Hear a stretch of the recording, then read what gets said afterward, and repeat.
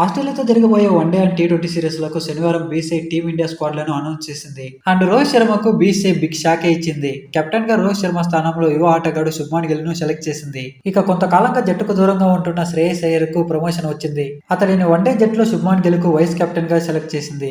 ఇక హార్దిక్ పాండ్యా గాయపడటంతో తెలుగు కుర్రాడు నితీష్ కుమార్ రెడ్డికి వన్డే జట్టులో ఛాన్స్ దక్కింది.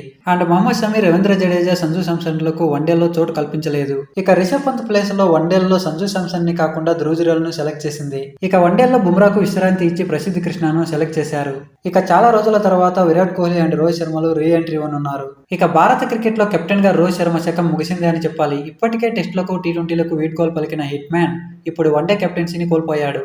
దీంతో ఆసీస్ సిరీస్ లో అతడిని కెప్టెన్ గా చూడాలనుకున్న ఫ్యాన్స్ కి తీవ్ర నిరాశ మిగిలింది. వన్డేల్లో టీమిండియా కెప్టెన్ గా రోహిత్ శర్మకు అద్భుతమైన ట్రాక్ రికార్డు ఉంది. టీమిండియాకు కెప్టెన్ గా ఎన్నో చిరస్మరణీయ విజయాలను అందించాడు.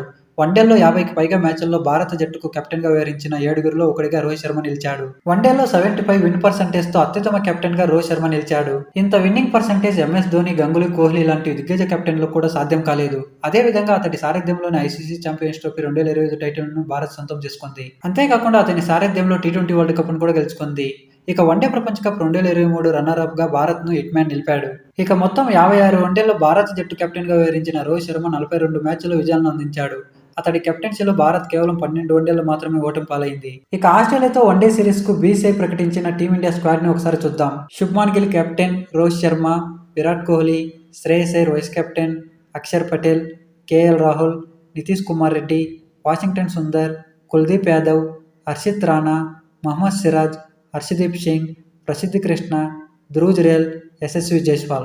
ఇకపోతే టీ20లో మాత్రం ఆసియా కప్లో ఆడిన జట్టునే కొనసాగించింది. అయితే గాయపడ్డ హార్దిక్ పాండ్యా స్థానంలో నితీష్ కుమార్ రెడ్డిని తీసుకుంది. 10వ ప్లేయర్గా వాషింగ్టన్ సుందర్ను సెలెక్ట్ చేసింది. ఇక ఆస్ట్రేలియాతో టీ20 సిరీస్కు బీసీఐ ప్రకటించిన టీమిండియా స్క్వాడ్ ఒకసారి చూద్దాం. Suryakumar Yadav captain, Abhishek Sharma, Shubman Gill vice captain, Tilak Varma, Nitish Kumar Reddy, Shivam Dube, Axar Patel, Jitesh Sharma, Varun Chakravarthy, Jasprit Bumrah, Harshdeep Singh, Kuldeep Yadav, Harshit Rana, Sanju Samson, Rinku Singh, Washington Sundar.